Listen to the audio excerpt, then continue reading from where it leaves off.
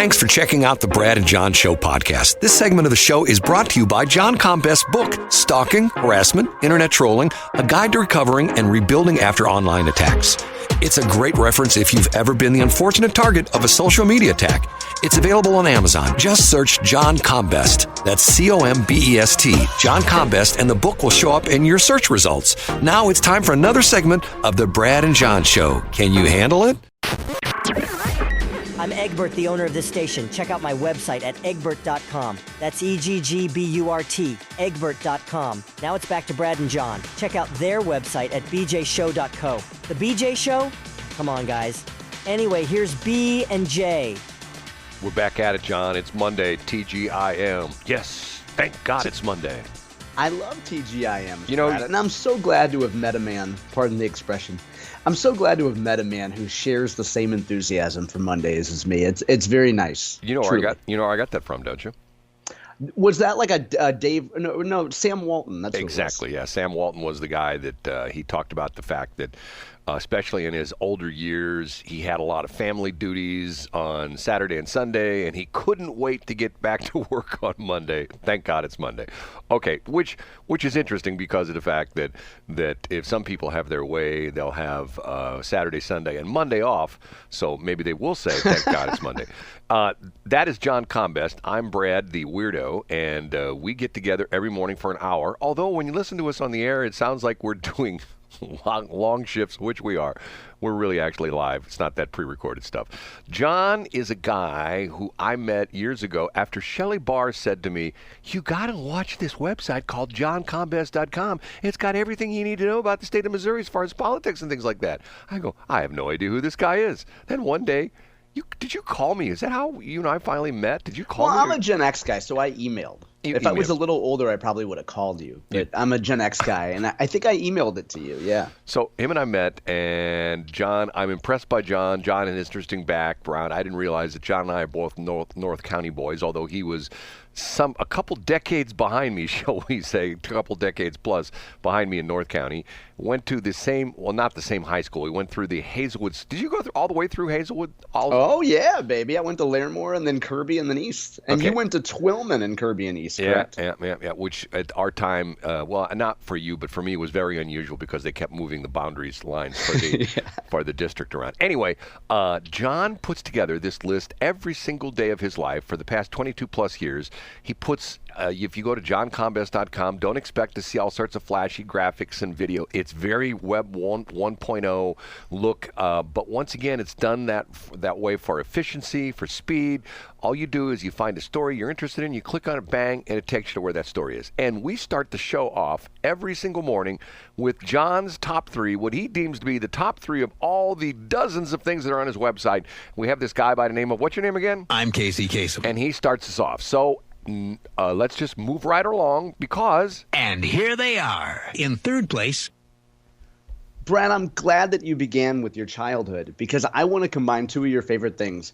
Fond, warm childhood memories with cannabis edibles, Brad. God. I know that those were not a part of your childhood, but today they can be a part of some kids' childhood. If you took Brad's neighborhood and you went south on Bell Fountain Road and you bust a left on Chambers, that's where our story begins for story number 3. Students in the Riverview Garden School District on Thursday at a school called Highland Elementary School had a fun day. They probably didn't expect this when they went in, but a friend of theirs in 3rd grade had some cannabis edibles, had some Nerds rope bites, had some, the little Sour Patch Kids, Brad. You know how the kids these days like those? Right. They had some sour gummies, and a few kids got high. No harm, no foul, right? Until teachers heard about it. One of the kids got sick. The mom said that the kid acted like the kid was getting kidnapped when the mom came and picked her up. So this is what happens, unfortunately, once in a while, when you make edibles and when you make cannabis products commonplace, when you can maybe pick them up at a gas station or pick them up at a dispensary and mom and dad leave them laying around. Kids are going to pick these up and take them into school. John, of course, the school district had clearly had a predetermined statement, a pre-written statement that came out that said, that went through their protocols of what happens when a third grader gets high. And that's our number 3 story today, Brad. John, there's a positive side of the story. Oh, what's that? The kid could have showed up with blunts. You know what I'm saying? Oh, absolutely. I mean, could have been that. Or, the kid could have brought a toy gun in, Brad. The kid could have brought a pop gun in. Now, so are you saying they had a pre-written statement that they sent out? They were ready I'm sure, for this? Yeah, I'm sure they did. I mean, every school district you pull from a palette. If something bad happens, you have a palette of response statements that have been prepared in advance, and then you just you cut and paste and you hit the button. Is that what you did at Monsanto? You just had all Oh, yeah. I mean, so I had, when I came on, I developed statements for, stock language based on Agent Orange lawsuits, PCB lawsuits, things like this. And part of our goal was to make it as turnkey as possible. So if a guy in Brazil got a question about PCB contamination and we had a new development at his fingertips, he wouldn't have to call St. Louis or email St. Louis. He would have our PCB lawsuit statement updated within, an hour. Really? Oh, yeah. That's what we spent my first year there. We spent trying to systematize that because, guys in China get questions about Indian farmer suicides. So guys in Canada get questions about Missouri Save Seed lawsuits. So you're telling me that Riverview Garden School District, is that what it is? Mm-hmm. Yep. Riverview Garden School District went in their computer and go, okay, gummy bears, pot-laced gummy bears for third graders. Oh, here's the statement right here. Click. I mean, what they would have done is they would have gone into, I'm guessing they would have gone in the file folders and pulled medical and then pulled cannabis, and then they have stock language for next steps. I mean, you don't what you want to avoid every time is sitting down and trying to create a meeting and say, okay, guys, what should we say? Because Tommy's out to lunch and LaVon is out at lunch working at the gym. You can't get everybody together, so you want to have it all ready, just ready to go. John, every time you talk about this, I always sense a tinge of sarcasm where you discuss things. Well, it's true. And, Brad, when we get to number 1, I'm going to give one actionable step that government staff and officials can do to avoid negative stories. Okay, moving along. Up a notch to number 2. I tell you what, if Brad Hildebrand has his way and a state senator from the southwest part of the state have their way, we will have seen Missouri's last Republican caucus, Brad. We are going to move to a primary system if State Senator Jill Carter has her way. Everybody saw what happened at the beginning of the month. The caucuses went off pretty well. Missouri Republican Party did a great job putting them together. But they're long, and everybody's got to get there at the same time, and you got to miss your kid's soccer practice or baseball practice or gymnastics or whatever. Instead, under Senator Carter's proposal, Missouri Republicans will move to a primary system, just like we've had for the last few elections. It'll be easy. You go in and vote. Who knows? Republicans could even push for early voting in the presidential primaries to make it even easier for people. But this will be relief to a lot of folks. There's been a unique coalition of pretty much mainstream and conservative Republicans that say, hey, this was kind of a pain in the butt. On the left, you have groups like the American Commie Lovers Union and all these voter access groups that say, caucuses discriminate. It's the usual thing they say about voter ID. But it is a pain to try to make arrangements to be somewhere at a specific time and carve out a few hours in your day to go there. So we could be moving to a Republican primary, Brad. I have a couple friends of mine that went to different caucuses, and the one friend of mine told me that when they say the doors will be closed and locked at 10 o'clock, they weren't kidding. And quite a few people showed up late and were essentially said, so sad, too bad, you're not getting in, which I thought was interesting because we talked about that. They said we'll start promptly at 10 o'clock. Being a guy in the radio business who sits there, who sits here, and in case on this station, we literally have to time things out to the second, sometimes even the half second. It always bothers me that you go to a concert and, a concert starts 8 o'clock, 8:12, they start playing. I go like, geez Louise, can't they be on time for anything? It drives me nuts. And in life, there are very few things that you have full and autonomous control of. Maybe you don't control traffic. Maybe you don't control if there's an accident on the highway. But be somewhere on time. And if you're 1 minute early, you're 5 minutes late. Just get there on time. Don't disrespect the other person by making them sit there and scroll through their phone with their you-know-what in their hand, looking like a jerk, waiting for you to show up. Just be there. What do they have in their hand again? Hold on a minute. The number one. Number one.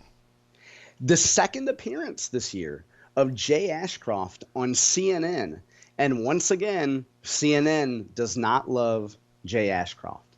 Over the weekend on Saturday, I believe it was Saturday morning, maybe it was Saturday night, CNN posted a story about Jay Ashcroft. Now, there's been a movement throughout all 50 United States. Conservatives and free market types dislike ESG investing, environmental, social governments, the idea that governments or quasi-government entities should be able to go to investment firms and say, you need to divest from oil companies and tobacco companies and companies that don't promote women and LGBTQIA asterisk people. ESG investing, if you were a left-winger, you would say that it's become a punching bag for people on the right. So Jay Ashcroft wanted to write an op-ed. He wanted to take a position in this. You know, he happens to be running for governor. And a group called the Foundation for Government Accountability wrote an op-ed piece for him. So they ghost wrote a piece. I'm sure they do this for elected officials in every state that wants one. Jay Ashcroft's office took the op-ed, reviewed it, I think sent it back to Foundation for Government Accountability, had a few tweaks to it. National Review made some edits, and then it was published. And then Jay Ashcroft posted to his Twitter, hey, here's my latest op-ed about fighting the woke ESG agenda. Now, through sunshine requests, Brad, CNN and an activist journalism group were able to go in as part of a broader story about how these right-wing groups are fighting environmental and climate heroes. So they were able to, quote, target, unquote, Jay Ashcroft for the fact that he had an op-ed ghostwritten by a right-wing billionaire-funded interest group. Now, that's the top line story, Brad. So we can discuss that for a minute if you want, and then I have an actionable item for elected officials and staffers. Can I tell you something? Yeah. I was testing you. You know how I was testing you? How's that? Over the weekend, I saw this story, and I thought to myself, I wonder if John will bring this up in the top three. Because he sure did. Because you're exactly right. CNN, and the crazy thing about this is, let's be honest, this happens on both sides of the fence. You know what I mean? For sure. I Absolutely. mean, the Democrats, the interesting part of this is, I can't remember who used to do it. I think it was Rush Limbaugh. One of the talk show hosts used to do it. And they would have let's say something happened. Let's say back in the day it was Nancy Pelosi said something or something like that. Or she was doing something as Ted Kennedy had made a statement that Newt Gingrich didn't like. Let's say that. Well, the interesting thing was what Rush Limbaugh used to do, they used to take all the talking head shows that had guests on, and they would edit up all the guests' comments, and the guests were all Democrats, and they were all like, this is Senator so-and-so, spokesman for the Democratic Party, and this is Representative so-and-so, and they would put the edits together, and they said exactly the same thing. So they're reading from the same. They're singing from the same hymn. Right. Brad. It's all talking points that somebody, and not necessarily somebody in the government. It could be some consultant. It could be. Yeah. It could be a tobacco company. Right. It could be a car company. It could be a solar power company. Right. And they said, and I'm going like, God, how sad is this? How sad is this? Okay. Well, now, so you're right. So it happens all the time. And here is I'm in the era of my career, Brad. Let's be self-indulgent for a minute. That I call the post-persuasion era, and that I don't try to persuade people to look at things my way or to follow my advice. But I can't resist here, Brad. If you are a communications person, I don't care if you work for Cori Bush or you work for Jay Ashcroft or you work for Governor Parson or whoever, stop creating public documents. When you send something on email, or today when you send a text message, or if you leave a voicemail that gets transcribed into a text message, you're creating a public document. And in Missouri, this is an important piece. I've been doing campaigns for 30 years now, Brad. The Democrats in Missouri have never had this good of an opposition research firm working for them. Technically, the name of the opposition group is called the Missouri Independent. And they go out and they file sunshine law requests, and they'll get every email that a Dean Plocker staffer sends or every email that a Jay Ashcroft staffer sends. And they'll do a story on it. And not only will the Missouri Independent do a story on it, but then the next day, the boys at the Post Disgrace and the KC Star boys, and down in Springfield, on a good day, if the newsroom isn't out watching a type 2 diabetes candidate prance around in a dress, the Springfield queer leader will write a follow-on story too. Stop creating public documents. Here's what you do, Brad. You know what you do? You go back to 2 tin cans and a string? Yes, Brad. You sit down, if you're a department director or a communication staff or a chief of staff, you sit down with your team and you hold up a phone and you say, this is a phone. And today, Brad, as far as I know, this is not anywhere near on the horizon, you cannot sunshine the contents of a phone call. There's no system in Missouri state government this is not the Nixon administration. Phone calls are not recorded. So you know what you do, Brad? You tell that staffer from the Foundation for Government Accountability at the beginning of the relationship that you have with him, you say, hey, we are not going to send emails. We're not going to send text messages. We're not going to leave voicemails. Call me. And if you can't reach me, send me an email that says, call me. That's all you have to do to avoid this, Brad. And rare moment of personal insight here. I once sat in a corporate room with a lot of communications professionals, Brad, and we had a top attorney came in and said to us, stop sending email. And we said, oh, what do you mean? And it was like a Saturday Night Live skit. And he said, just call people. Just pick up the phone and call. Now, he was talking to a lot of Gen X, a lot of millennials, some Gen Zs in there. Pick up the phone. If you have a phone conversation, the Missouri Independent isn't going to get a copy of it and then publish. Can you believe that they said that they're going to put a liquor cabinet in what used to be a pantry, what used to be a broom closet?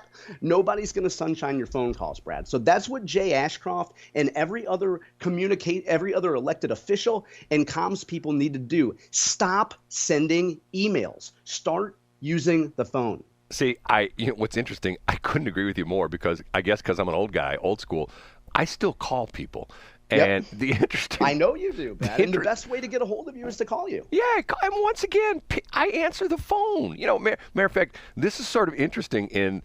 Well, I'll hold this over to next segment. But...